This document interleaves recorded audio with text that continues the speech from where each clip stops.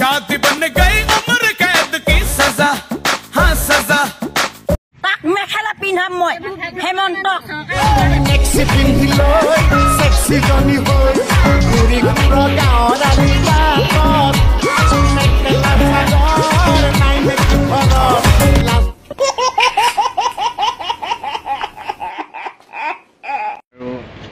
ভিডিঅ'টো যোনে বনাইছিলে একদম ধুনীয়া বনাইছে মেখেলা চেখেলা পিন্ধাই দিছে একচুৱেলি কথাটো সেইটো নহয় যিটো বাল্য বিবাহ আইনখন আমি সমৰ্থন নকৰা নহয় আমি বাল্য বিবাহ আইনখন সমৰ্থন কৰোঁ কাৰণ বাল্য বিবাহ কৰিলে বহুতো অসুবিধাৰ সন্মুখীন হ'বলগীয়া হয় চ' সেইকাৰণে মোৰ 1 নম্বৰ প্ৰশ্নটো হ'ল মহোদয় যেতিয়া এই আইনখন গৃহীত হৈছিলে তেতিয়া আপুনি মন্ত্ৰী বিধায়ক নাছিলেনে তেতিয়াৰ পৰা 2006 চনকৈ এখন আইন গৃহীত হৈছিল তেতিয়াৰ পৰা আজিলৈকে আপোনাৰ 18 বছৰমান হ'ল এই 18 বছৰ সময় আপুনি কি কৰি আছিল প্ৰত্যেকটো বছৰতেতো আপুনি মন্ত্ৰী আছিলে যিকোনো বিভাগৰে নহওক লাগে তেতিয়া ক'ত আছিলে তেতিয়া আপুনি সদনত উত্থাপন কৰিব নোৱাৰিলেনে এই বিষয়টোৰ ওপৰত আজি ঘপককৈ কিয় মানে এইটো পটককৈ কিন্তু বুলি ক'লে বহুত প্ৰশ্ন থাকে যে আপুনি চাউল দালি দিব ল'ৰা ছোৱালীবিলাক চাম কৈছে আপোনাৰ চাউল দালি আৰু আপোনাৰ পইচাই জানো সিহঁতৰ ঘৰখন চলিব সেইবিলাকে জানো বাপেকৰ মৰম চেনেহবিলাক পূৰণ কৰিব পাৰিব জানো মহোদয় ক'ত শুই আছিলে অতদিনে ইমান পটককৈ আৰু আপুনি এটা কথা কৈছে এইটো কথাটো মই দেখাই লৈছোঁ মোৰ ছোৱালী হ'লে মই বিয়া দিম নেকি 12-13 বছৰ গতিকে এনেকুৱা লাখ লাখ ছোৱালীক বিয়াৰ পৰা বচাবৰ কাৰণে ভৱিষ্যতে এটা জেনেৰেশ্যনে কষ্ট পাব লাগিব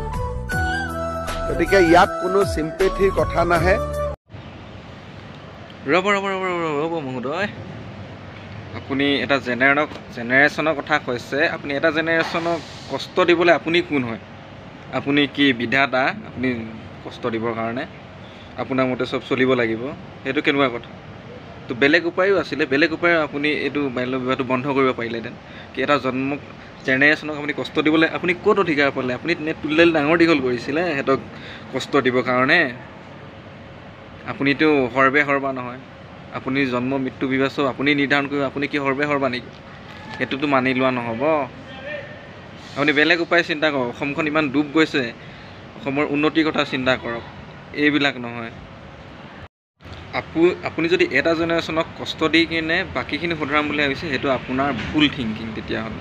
আপুনি তেনেকৈ কৰাটো আপোনাৰ ভুল ধাৰণা আপুনি সেইটো কৰিব নালাগে মহোদয় আপুনি অসমখনৰ কথা ভালকৈ চিন্তা কৰক আপুনি যিখিনি পদক্ষেপ লৈছে আমি আপোনাক চেলুট জনাইছোঁ আপোনাৰ পদক্ষেপখিনি আমি সঁহাৰি জনাইছোঁ